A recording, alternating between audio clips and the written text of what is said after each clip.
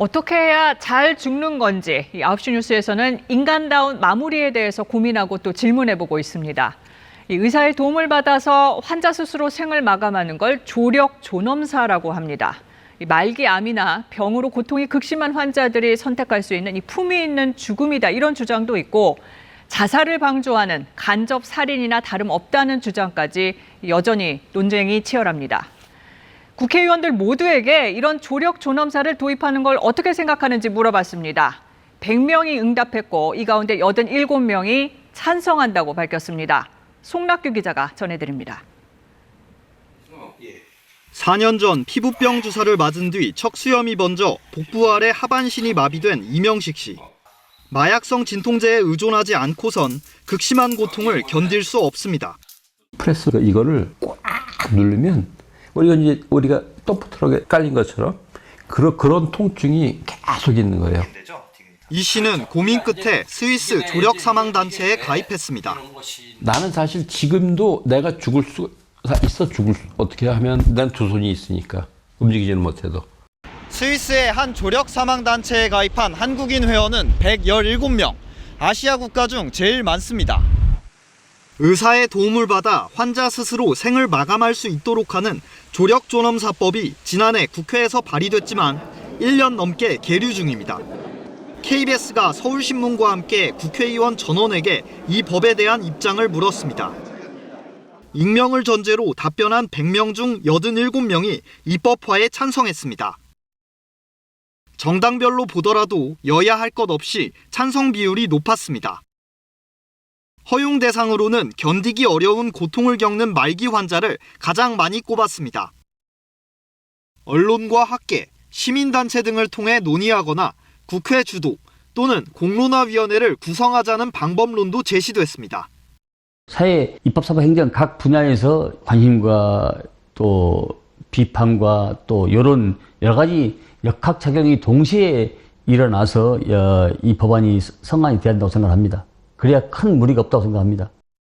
본인이 말기 환자이거나 고통이 심한 난치병에 걸릴 경우 조력 존엄사를 선택하거나 고려하겠다는 국회의원은 89명이었습니다. 조력 존엄사가 합법화된 곳은 벨기에와 스페인 등 유럽 9개 나라와 캐나다, 호주, 미국 10개 주 등입니다. KBS 뉴스 송락규입니다.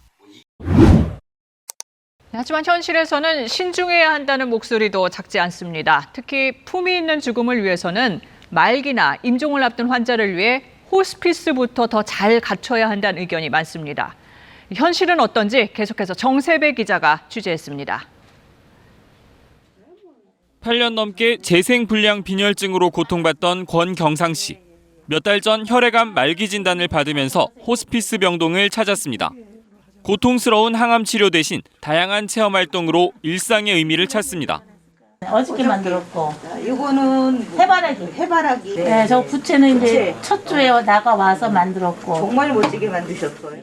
덕분에 일반 병동에 있을 때보다 만족스럽다고 말합니다.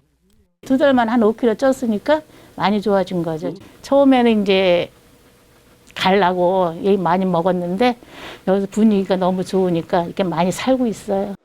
하지만 권 씨는 운이 좋은 경우입니다. 당장 이 병원만 해도 입원하려면 한참 기다려야 합니다. 같은 보호자한테 아침에도 전화 오고 자리는 안 나요. 죄 지은 것 같이 참 미안해요. 입원 진료를 받을 수 있는 호스피스 기관은 전국에 89곳. 말기 환자를 대상으로 한 연명의료 결정법이 시행된 2018년 이후 제자리 걸음입니다. 상황이 이렇다 보니 말기 암 환자 가운데 호스피스 이용자는 4명 중 1명꼴도 채 되지 않습니다. 이런 상황에서 이른바 품위 있는 죽음을 위한 조력 존엄사 도입은 시기상조라는 지적도 일각에서 제기하고 있습니다. 호스피스 지원을 늘리는 게 먼저라는 겁니다. 또 현실은 대부분 의료기관에서 임종을 맞이하는 만큼 조력 존엄사와 함께 연명의료 거부권도 폭넓게 인정하자는 의견도 있습니다. 의사 조력 존엄사의 입법화와 함께 호스피스를 확대하고 취약계층의 말기 환자를 위해서 사회경제적 지원과 함께 광의회 일다행을 병행할 필요가 있습니다. 조력 존엄사가 사실상 자살 방조라는 비판도 여전한 상황에서 종교계 역시 반대하고 있습니다. KBS 뉴스 정세배입니다.